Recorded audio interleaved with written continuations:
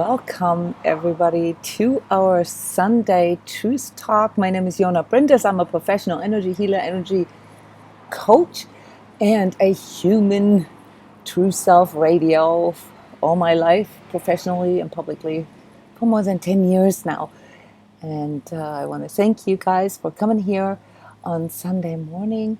I want to illuminate some of these topics that have to do with our more subtle perception, with what I would call, as an energy worker, our energetic perception, but what also reflects on our emotional, mental, relationship, and all other aspects of our lives.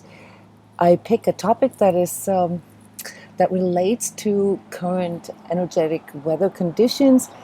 Today, I want to talk to you guys about inner darkness and shadow, and how to disengage from the attachment to it, and what it means, and all these aspects that you always wanted to ask about. So please see this as an invitation here to ask live questions, to comment.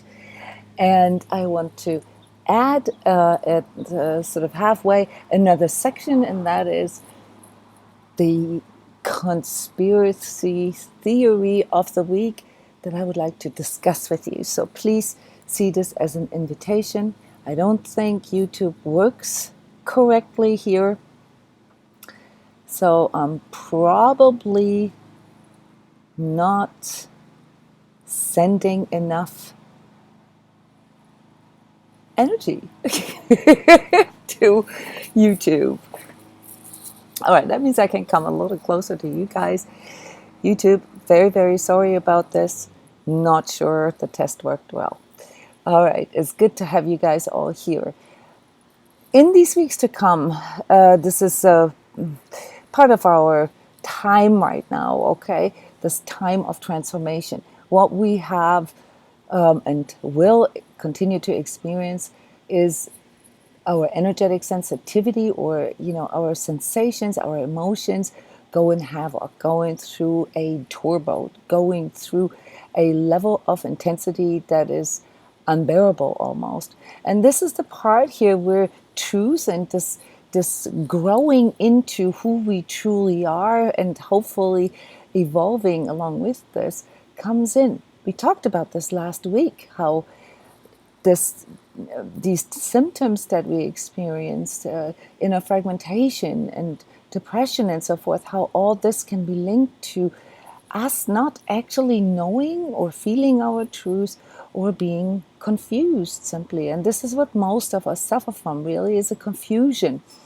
Part of that is misinformation, part of that is conditioning, and part of that is us simply not having the courage to fully tune into our inner feelings, our inner subjectivity, okay? And I'm using the word subjectivity here on purpose, because one of the things that those of you who work with me know this about me is that even though I've studied lots of different mystic schools, and I'm not a particular teacher of any of these schools, I've done extensive research over the last 20, 30 years, and due to my scientific background, contextualized and sort of saw through the meta science that we are actually discovering here with our energetic sensitivity, with some of these things that we experience in our dreams, in our etheric things that, even 20 years ago would have been called hallucinations, or some kind of, disorder, mental disorder. All right, so I'm here to tell you guys that all of this is real.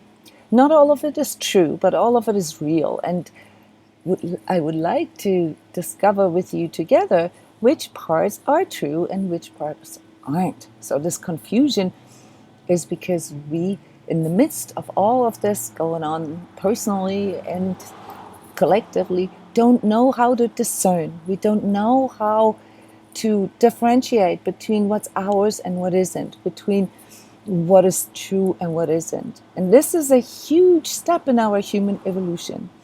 This is the development of consciousness and the navigation that we can learn through this emerging energetic sensitivity that can tell us whether things are true for us or not. If you want to know more details about how this affects your energy right now, I have a Patreon channel where I publish weekly energy tips. They go into a lot of detail there, how things affecting you physically, emotionally, mentally, in your relationships, spiritually and etheric. And the educational part, I take them out sometimes and publish explainer videos on YouTube. So this is a wonderful free resource facility for you, especially my website, transcodes.com, where you can read hundreds of articles about very, very specific topics, and you can type in keywords and so forth. You can also work, of course, with us directly. There's a whole team here of trans coaches at TransCODES, and what we do is active and live energy sessions with everyone who wants to experience this for themselves. But anyways, this is a live Q&A, and so I would like to illuminate some of the questions that were sent in up front, and I would like to encourage you to comment and to ask questions. Okay, yes, I'm in this outdoor studio here in Florida, and there are human noises around me, so that I won't be able to change. There is a vacuum cleaner, I suppose, or a leaf blower or something in the background, as a matter of fact. Yes, that happens sometimes. It's better now. Okay, cool. All right. I want to start with this question from one of you guys to reflect on these current energies, and that is the question: how our darkness, our inner darkness, this place where we go when we go into the deep or the dark night of the soul, and our shadow and also our ego, how they're connected. The actual question, let me read it for you. Beata asks, in order to better discern ego from shadow, would it be true to say that since the ego is about self-preservation, that the destructive, violence to itself, for example, aspect of it, that these destructive urges are shadow? That's a very good question, and actually already shows a pretty good level of discernment right there, namely to see ego as part of our preservation system, as part of what we've been programmed with to, survive, to, get through adverse circumstances, to get through emotional, physical, and sometimes also spiritual trauma. So that is what our ego is responsible for. It is the part in us that somehow gets through this. And I really want you guys to understand this part here. It is a part of us that develops out of the necessity of having to deal with something. This is not necessarily part of us that if we wouldn't be exposed to any kind of adversities or trauma, that we would need. So your ego is the culmination of all those coping mechanisms, of all these things that you had to do in order to survive. Now, the destructive aspect, Beata, that you're bringing in here of some of our ego stuff, right, is because we develop these ego coping mechanisms at a time maybe where we didn't really have that many tools, we didn't really have that many skills. Most of the trauma that forms culminates in ego attachments is actually created in the first 5 years of our lives, and then consecutive throughout our elementary and teenage years. So back in those days when we literally were helpless, when we were powerless, the ways we learned to cope with things weren't very sophisticated. And this is where the destructiveness comes from. It's not that it's actually destructive, it's just that it's limited. And so in this whole history of our own development, we've relied on coping mechanisms or things that got us through, based on a very, very limited skill set, and also based on very limited, opportunities and limited perception. So it's not actually destructive. Our ego doesn't see itself as destructive. That would not make any sense, because it's here to help us to survive. Our ego is limited, and that's where we all run into problems. That's where we get into trouble. We think our ego is us. We identify with our ego and all the attachments that come with it. Maybe we lost something when we were 3 years old, or somebody took something away from us, and as a result of that, we formed certain ways of dealing with loss. All right, and these coping mechanisms, I hate that word, guys. You can tell I always get stuck when I have to say it. They no longer are the only way for us to respond as a grown-up. And so when you actually see people responding in a somewhat infantile or childish way, it's because they are in their ego coping.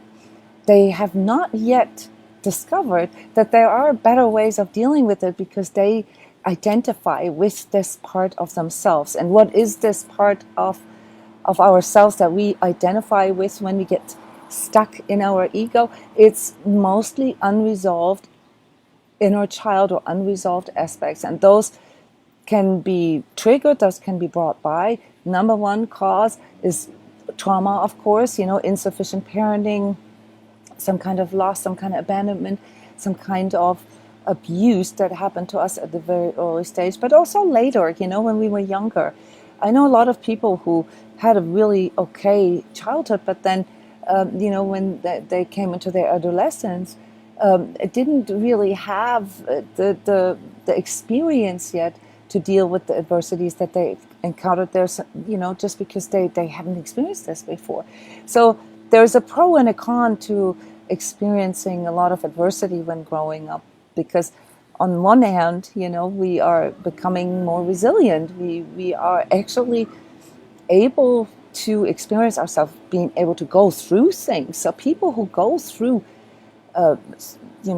extreme trauma in childhood, they often are very resourceful and very self-sufficient because they had to, And so not experiencing any trauma is not a guarantee for not having unresolved issues. So depending on when we encounter the issues that can,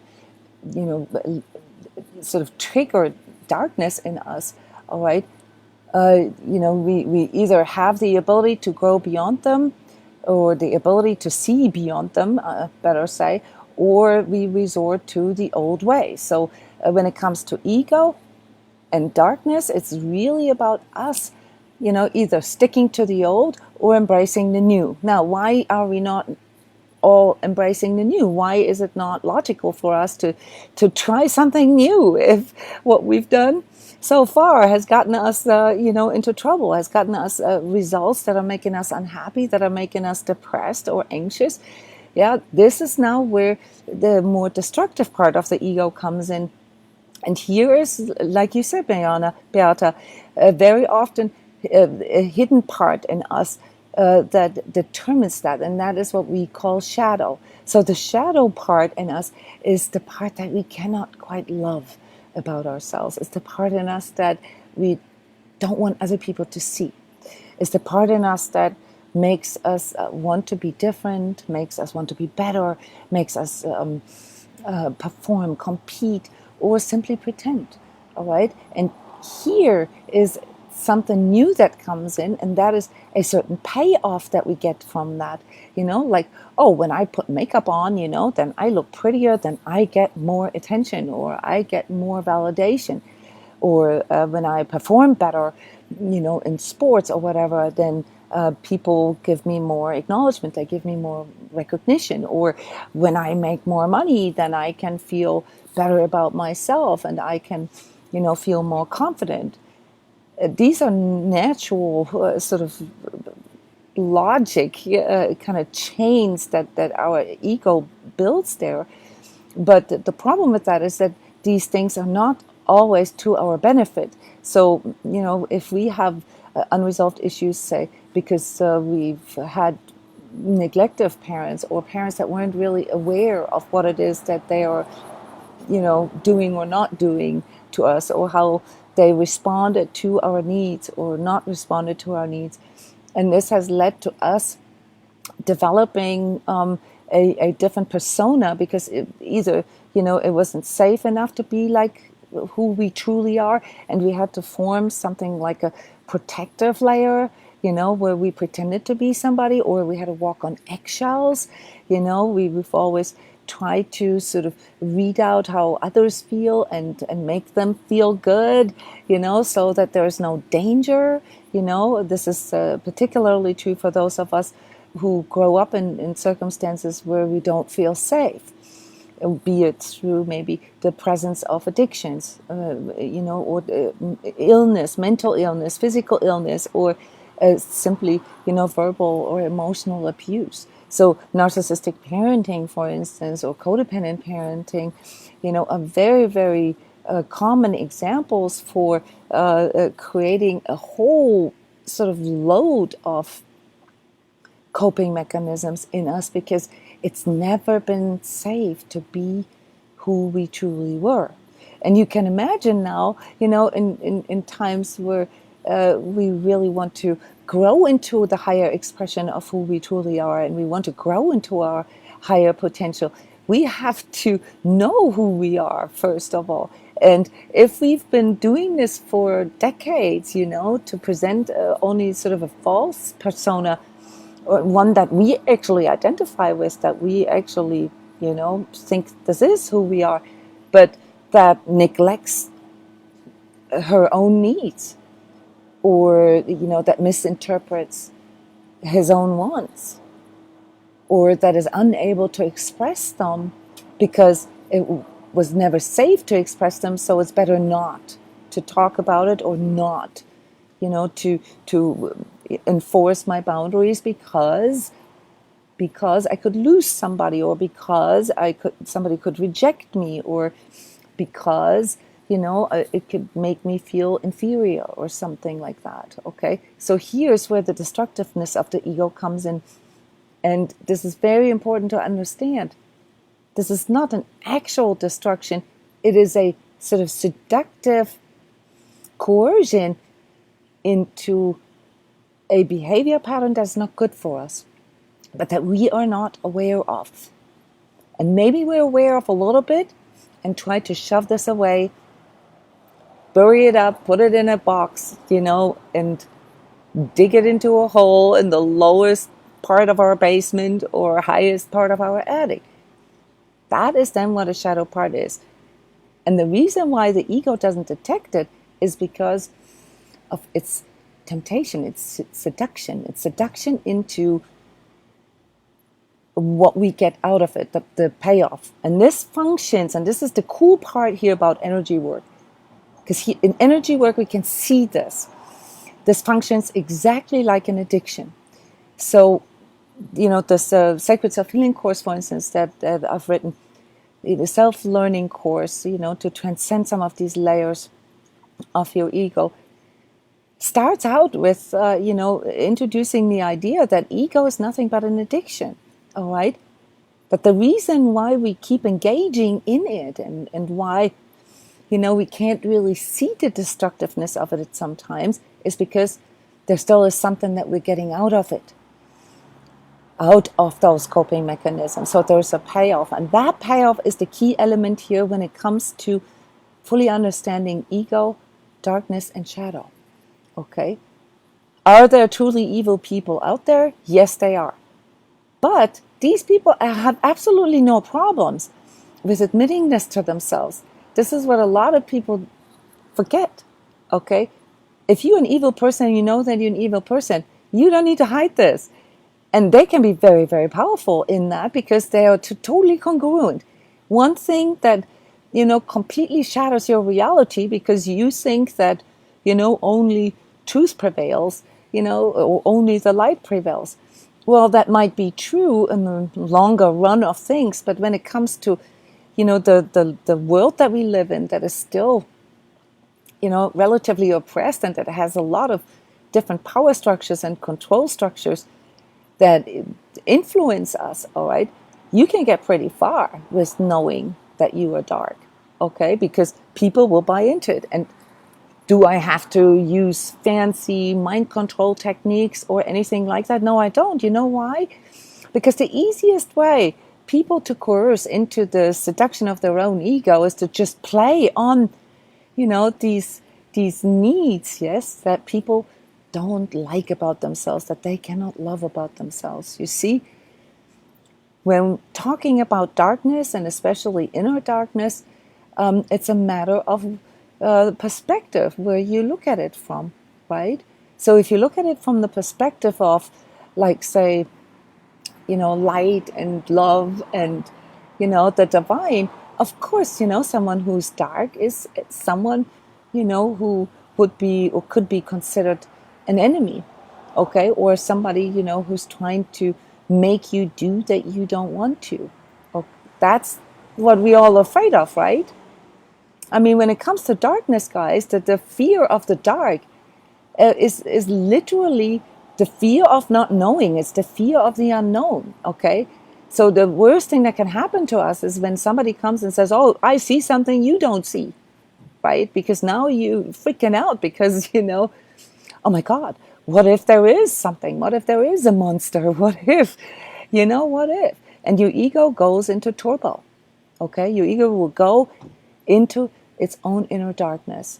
And it will try to seek that on the outside. It will try to prove it on the outside, and it will attack it. And this is where a lot of you guys, especially if you've been, on this spiritual journey, if you've already sort of familiarized yourself with your energetic perceptivity and with some of the things that come with it, your ability to maybe see in the future, or your ability to see through some of these matrix layers. That's where you guys get in trouble, because you believe that you have to fight darkness. And it's a tricky subject. So to conclude the answer here for Beata, yes, it is a very good way of looking at things. And the discernment of ego and shadow is not needed, because shadow is part of the ego. It's a sub-part of it. Okay, so when somebody works on the transcendence of their ego layers, then shadow will be one part of that, one aspect of that, and that can all be, transmuted into courage, into forgiveness, into these higher vibratory frequencies in us, if we know how to do this right. So we don't need to be afraid of it. But I would like to start a discussion here with you guys, namely how you see this about darkness. Should we be afraid of darkness? Should we, fight against darkness? Who wants to share, guys? How do you guys see this? What is your take on darkness, evil forces? Ask any question here. This is your opportunity. I'm going to have a sip of espresso here real quick. And a sip of water right afterwards. What is your guys' opinion about darkness? Should we fight darkness? Last week I talked a little bit about this and said it makes no sense to fight darkness, because darkness is a deficiency. It's an absence of light, right? And the more you try to fight an absence of something, or for that matter, the fear of losing something, the more you fuel it, the more you energize it. I like what you say. Darkness exists like yin and yang. So kind of like where there's light, there's shadow. Is that what you mean? It's like sort of the counterpart of light. That is a more sophisticated way of looking at it. But do you actually see it that way within yourself as well? Can you love the darkness in you as well? Just like how you can love, say the masculine and the feminine aspects of yourself.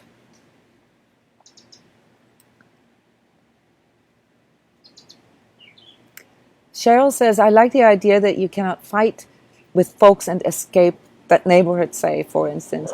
In other words, where I concentrate or stay, or what I expose myself to. Yeah, that's very, very important, Cheryl, because, if you've identified outer darkness or places, people, toxicity, there's a whole entire video here on what in us makes us enable toxicity. One big part is staying in it, agreeing to it. The problem with that is that we often do this unconsciously, because we get so caught up in questioning ourselves and our own reality. We always seek the fault within us. We always, question if there's anything wrong with us. And here you have the inner child aspects again. Here you have the parts that you cannot love about yourself or that are unresolved, right? You think you have to be better or different, or you have to act or perform in a certain way in order to get more, like, say, positive response or positive energy from other people, forgetting that some people simply don't have it. Guys, 95% of the population on the planet is below truth, is pessimistic, is, sort of in a downward spiral energy. But let's really go into the deeper part here with darkness, because I get this question all the time. All the time. Every day, guys, I'm dealing with emergencies of people feeling overtaken by darkness, be it etherically, be it like in their mind's eye, or, in the visual, being, stalked by other people, being attacked by other people, being, sort of mind controlled by other people. Let's talk about this here, guys. This is what this truth talk is about. Okay, it's interesting. You say darkness allows me to refocus and come back to the light. Okay, so that is a more sophisticated way of looking at things. Namely, okay, so if I'm doing something, or if I'm enabling something, or if I'm agreeing to something that leads me into my inner darkness, then it means that this is not where I should go. This is not what I should focus on. This is not what I, should engage with, right? And therefore it can, if we can contextualize it, lead us to, better, healthier, more conducive, more life-confirming, more energizing ways of dealing with things. And it can, be our navigator. And that's very cool, I assume, because here is where you can really embrace, the inner darkness that comes forward in you, be it in form of depression, or in form of panic, or in form of, feeling really that you are alone, or that you don't belong anywhere, or that you're wrong, that your reality is wrong. Those can all be expressions of inner darkness. Yeah, that when you feel the pull into this, due to the fact that you've already identified that this is a way for you to remember your light. Okay, you can discern this, but see, the majority of people can't do that. The majority of people gets pulled into darkness and then gets really afraid. And it's a cascade. So over time then, if this, let's say, leads for you to insomnia, or leads to you to not eating right, or, engaging in coping, such as smoking pot or drinking alcohol, numbing yourself and so forth, then this sort of gradually spirals downwards all the way to the point, and this is what I mentioned last time, when our energy gets so fragmented that we're actually attracting, dark energies into our field. Please, guys, keep asking. Please keep commenting. This is a very important discussion, because those are the things that we have a hard time talking about with other people, or without feeling judged and so forth. So this is an opportunity here. It's hard to live in our darkness while not getting entangled.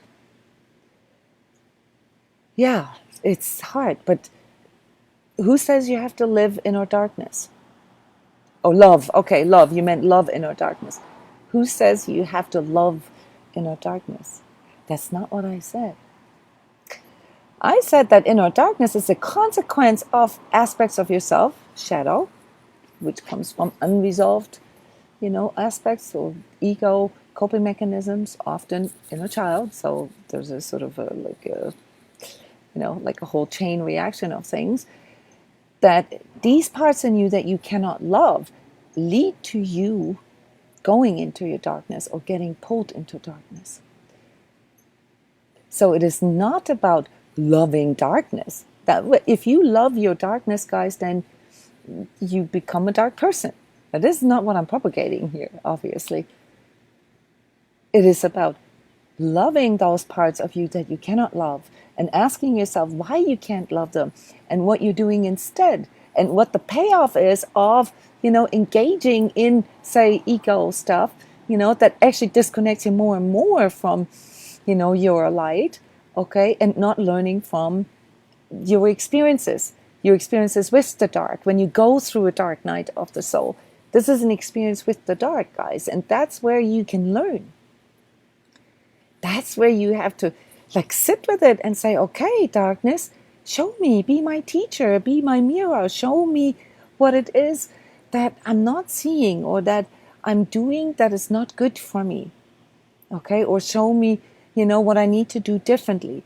This is the part here. It's the courage to face inner darkness, not to further energize it. Okay? Yes, and Grace Denise, you're absolutely right. One of the reasons why this is so difficult for us is because our inner darkness is a blind spot. But I want to challenge you guys a little bit and say, is it really a blind spot? I mean, if you have all these elaborate coping mechanisms and hiding and avoiding and, not looking at and trying to be better than you are and all that developed around your inner darkness, okay, I'm not sure if I'm buying this. I'm not buying it with myself. And victimhood and, oh my God, yes, I went through so much trauma and blah, blah, blah, isn't going to let me off the hook there with myself, with my true self. My true self says no. It doesn't matter. Yes, it's tragic. And, you learned some cool skills on the way. You became a very good energy reader, an energy healer. And, you can do some cool stuff because of your trauma now. Okay, because you got through this. But that doesn't mean that you have to treat the world as, they're all out there to get me or to harm me. The blind spot is part of our, or is, you could simplify it and say our blind spot is our shadow.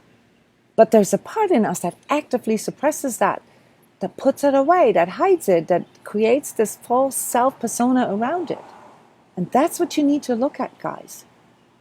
What you get out of not facing it.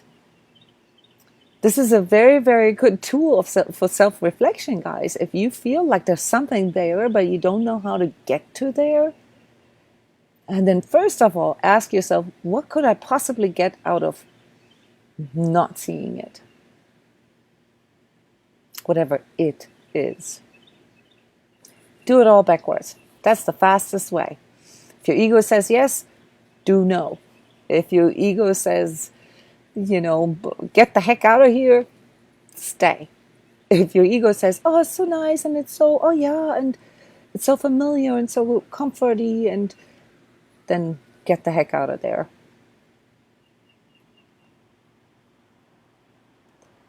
Yes, Cheryl, it took you a long time to not see your physical body as a negative aspect. Thank you for bringing this in. Thank you for bringing in attachments to the physical, okay? Because this is really what we need to look at here. It's very complex. We have physical attachments. We can have emotional attachments. We can have mental attachments. We can even have spiritual attachments. And some of us, also retract etheric attachments or, come into the world with them. And you bringing in the physical body here as negative aspect. And, let me ask you here in the audience, who of you can unconditionally love their body? Who of you can say, oh, I take my body as it is. I can look at myself in the mirror every day and just love myself unlimited and without any, sort of negative thoughts about myself, or that I need to lose some weight, or I need to go to the gym, or I should be eating better food, or need to run more. Who of you can honestly say that? Especially if you're female. Not to put a rift here between males and females, but we live still in a patriarchal society, which means that, a lot of the femininity really, that is has been suppressed over the last couple of thousand years, still has some issues, and that is, for instance, body shaming, and this objectification of women, into just sort of a physical 3D being with, sort of certain sexual attractors, okay, that are being used in movies and advertisement and, to sell products. So, yes, naturally, as females, also males, okay, this is becoming stronger now for males. This didn't used to be as strong, but we compare ourselves with sort of what is being used out there as attractive.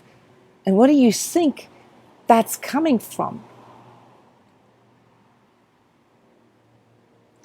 What do you think this is coming from, that you perceive your body as insufficient or not good enough? Or, I mean, obviously there are always boundaries of healthiness, okay? So I'm not talking about those. That would be an active destruction, okay? If you do things that are unhealthy, like say you're a heroin addict, then there is no way of smooth talking this with yourself. This is destructive. You're gonna die, all right? But let's say, you don't have, particularly bad habits, but, you just have, a certain lifestyle, that has created a certain body type. You have certain genetics and whatever. What is that? Why are we comparing ourselves and create such a negative self-image? Because we are being controlled that way. Okay, this is so easy. Remember when I said you don't really have to do fancy mind control to get people caught in their inner darkness? All you got to do is play on their ego attachments. Okay, if I want you to feel bad about yourself and go into this downward spiral, all I need to do is tell you that, oh, there's things that you can't see. And I see them, and I'm telling you these are bad. Okay? And this will send you into a decade-long of downward spiral about yourself. Yes, this bombardment of media, especially social media, especially, the things that are, that we allow in on a daily basis. And this has become worse. This has become stronger over the years. So this is something where we can counteract some of that, to not expose ourselves too much to all these toxic things that are coming in from the outside.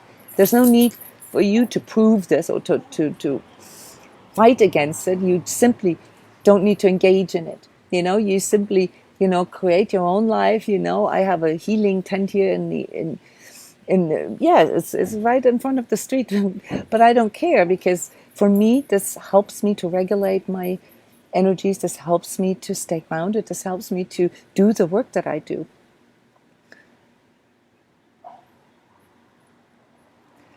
Seriously, yes. The part with the body and how we then can actually heal this attachment is by actually connecting with it. And the thing is that when you connect with your body, and the same counts for your emotions and for your thoughts, and this spiritual inner prompting as well, is that as you connect, you begin to feel more what's good for you and what isn't. This has nothing to do with beauty or this is a natural form of beauty. Health is naturally beautiful. It's symmetrical. It's naturally, sort of gravitating towards beauty. But it's more the fact that, you are more connected, which allows you then to feel more when something isn't good for you. It helps you to discern this better. And that's why when you actually start doing, engaging in disciplines or routines like you mentioned here on Facebook, that you put more, body oil more, that you actually work with your body more, and that you listen to your body more, that can actually help you to overcome this negative self-image in the physical sense. Yes, and then of course there's a certain spiritual belief, namely that we believe that we came into this body to have a certain experience with this body. So absolutely, that can help you to make meaning, that can help you to contextualize this better. And this is very true. It's very important for us to recognize that we do have this vessel here, this physical vessel, all right, that just like a car, is accompanying us for the entirety of our journey. And if we don't take care of it, if we don't maintain it, if we don't, make sure that it gets good building blocks, that it gets cleaned out regularly, and that, we have no sort of major accumulation of unresolved stuff in our body, well, then, we're going to have a harder or tougher ride. And this is then when our emotions come in, because our emotions, guys, they're primarily regulated by, neurotransmitters, hormones, and so forth. And I know it's not a popular view, but hear me out, okay? Our emotions are directly linked to our body. The emotions we feel have a lot to do with our physiology, and it's not what you think, because your brain really is just the third in the row. Your brain then interprets what you sensing with your body and what you emoting, and creates some kind of scenario. Oh my God, I'm having a heart attack, or oh my God, I'm ugly or fat, or oh my God, I'm getting older, or I can't walk anymore. And you see what I'm saying? It's a judgment about what we sense and emote, that the mind brings, and they're allies, all three of them. So it's also in the mindset about us, about ourselves, and how we sort of regulate our emotions along with that. So body, mind, and emotions, guys, they are allies. They are linked together, and they determine a lot of how your ego sees things. And that's why when you go into this dark night of the soul, when you get caught by your inner darkness, that's why this is primarily a physiological a reactivity that is being triggered in you. So as an energy healer, I'm not going to go with fancy energy work techniques, except for when somebody has, real strong etheric attachments that they can't really get rid of themselves.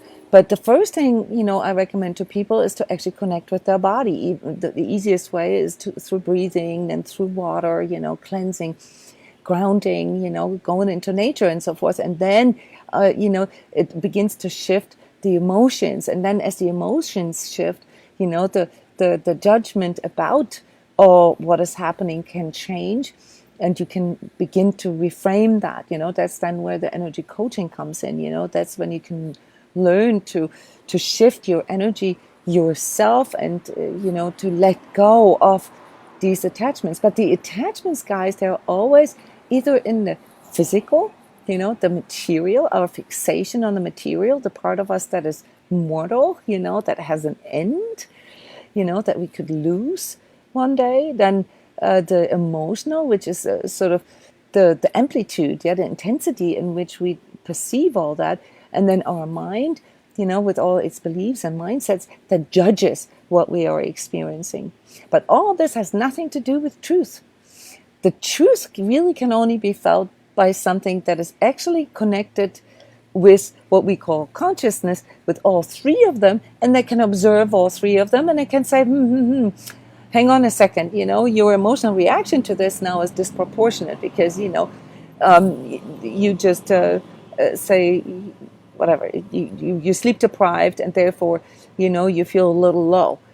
So your emotions right now, like feeling a little bit depressed or a little bit anxious, if you haven't slept in, say, 36 hours, is a very normal occurrence. That's a very normal thing to happen.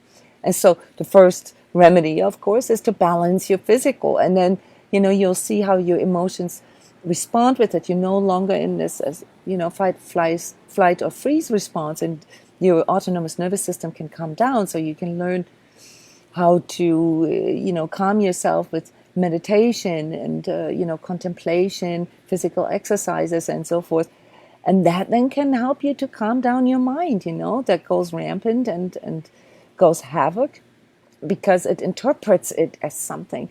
When it comes to dealing with inner darkness, guys, the mind is probably one of your biggest adversaries here. Because because of the ego's fear of the unknown, the mind tends to fill in the gaps. And even if it is that you see, demonic energies, or if you feel pinned to your bed and you can't move, or you have these like really creepy experiences, it doesn't necessarily mean that the way your mind interprets it is truth. It's based on truth. It's based on what you subjectively experience, and that is correct, and that makes it real. Okay?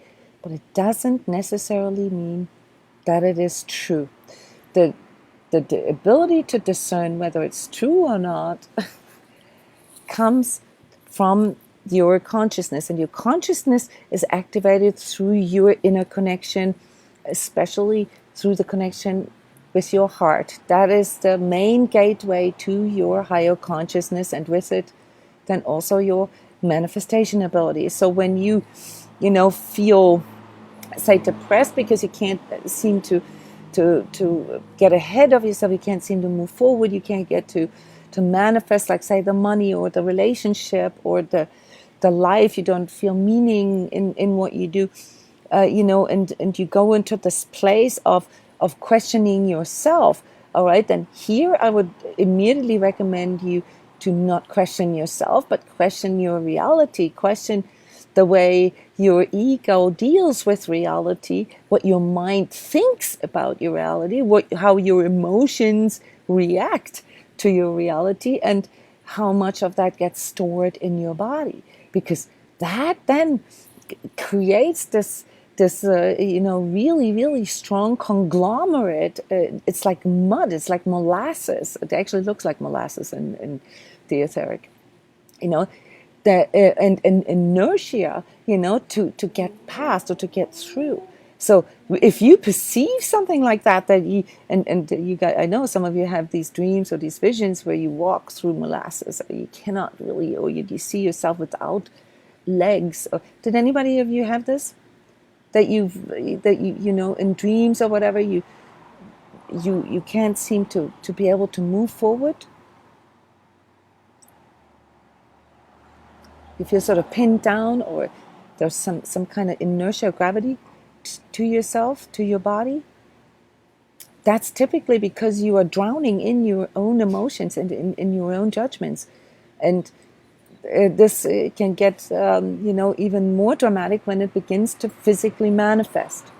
Okay, so all these unresolved issues, all these expressions of inner darkness, and the fear that comes with it, and the opinion that comes with it, and the physical reaction, and then the emotions again, and then the opinion about the emotions again, all that, guys, culminates and gets stored in your energy bodies, in your subtle bodies, okay? And people like myself who can read energies, who can see them in other people, it's like, sort of a whole history of what you didn't face, or what you weren't faced, or what you weren't able to face yet, okay?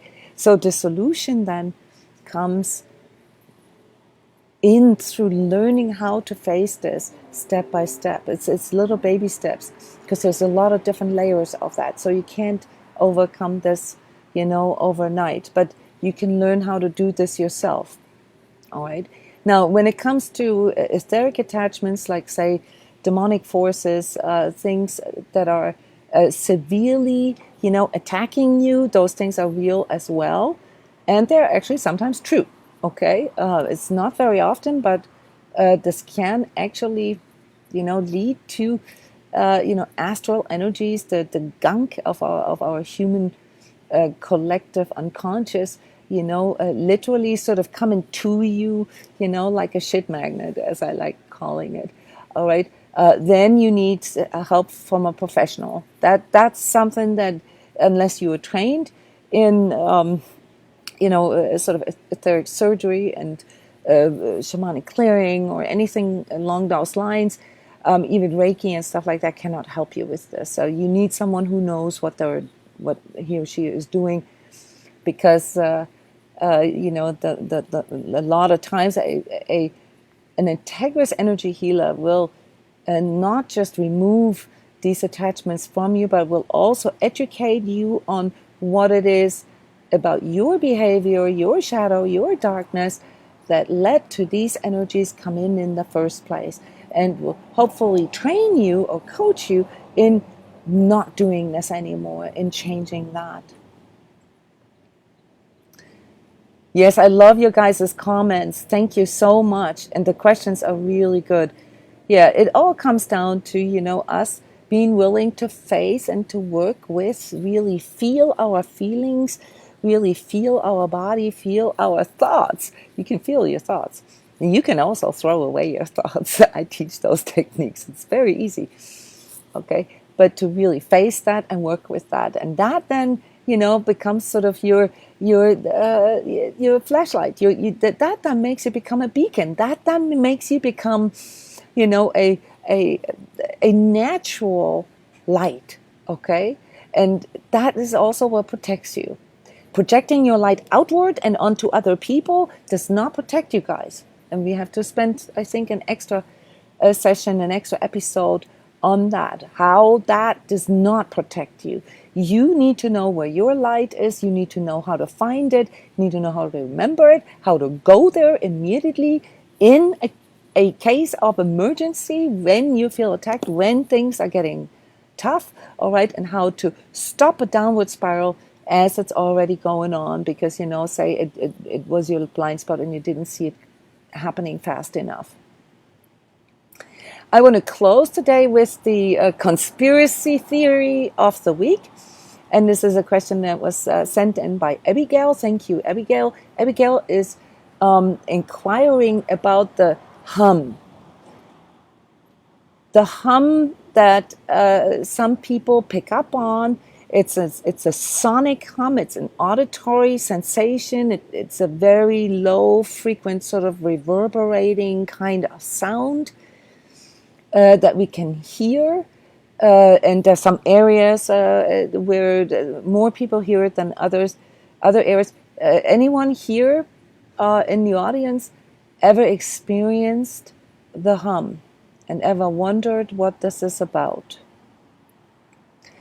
So there are a bunch of conspiracy theories out there, and I want to illuminate 4 sort of major clusters of it.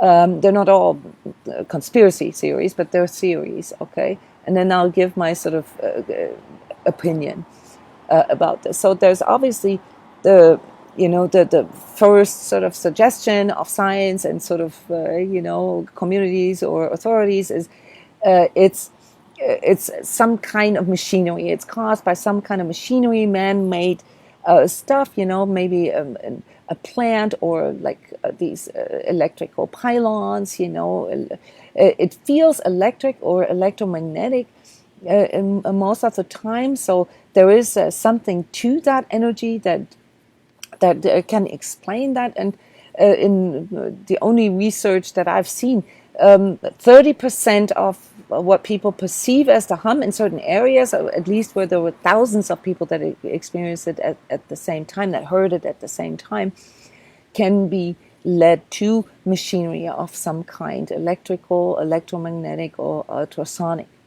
All right. But then there's also the part here where there are things going on, and this would also be part of the man-made aspect of that. The second theory is that there are secret experiments going on, that the government or the military or whatever the powers to be experiment with devices, that can alter our emotions, that can alter our well-being through this kind of hum, or what we perceive as a hum.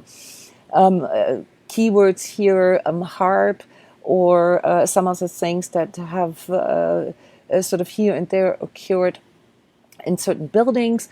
All right.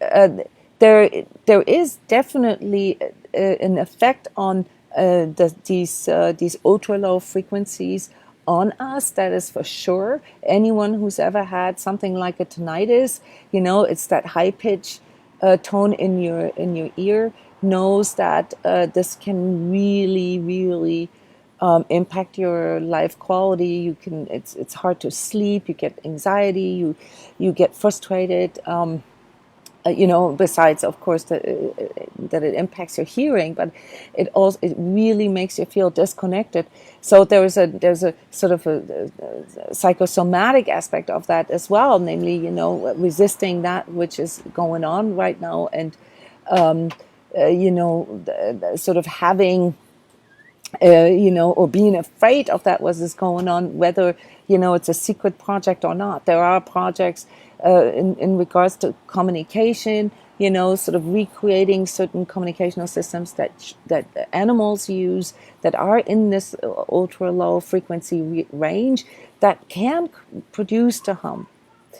Then the third theory is that it's just something like sort of a human sound, the overall sort of humdrum, that we create as humans here on this planet, and that somehow gets reflected back to us, maybe due to weather conditions or due to certain wind or whatever settings. So that is possible as well, and there are some things that lend itself towards this theory. But the fourth theory is probably the most probable for me, because this hum is not only perceived auditorily through your ears. There's a lot of energetically sensitives out there that can actually feel this as well. And when we include this into the question, then you get a much larger percentage of the population, namely everybody who's energetically sensitive, people who feel vibrations, tingles, this sort of rise in energy within you. And is this caused by the person, or is this caused by something on the outside? The current, most prevalent theory is that it's caused by a sort of a planet's hum, okay, that it's some kind of ultra low frequency that comes from the planet itself. There is a lot of research in regards to the Schumann resonance that the planet has, that is the sort of the frequency that the Earth emits. And as this is now drastically rising, okay, it's getting faster and faster, which we as energetically sensitive perceive as well, right? It happens with our own energies. We just don't know what it is, okay? We have these like weirdo physical sensations and feel all, discombobbled and so forth, and don't contextualize it with it. So if you see it as something that the Earth itself generates, and it might get reflected through clouds, winds, whatnot, underwater microcurrents, seismological microcurrents, okay, in the Earth's crust. All that is very, very probable. And that is something that I am finding most probable, because I can see this in people happen every day. All right. So here is where Instagram had to leave us. Okay, the Truth Talk here for Sunday is done now. So I want to thank all of you guys for coming. I want to thank you for asking questions. Please share this video, and a quick shout out on all other Truth Talkers. Eventually, I would love to have partners that I do the show with every Sunday, different interview partners, people who would like to contribute, who would like to come on live. Please send me an email at jona@transcodes.com. And for everything else, ongoing sessions and programs and so forth, go to transcodes.com. Thank you, everybody. See you next week.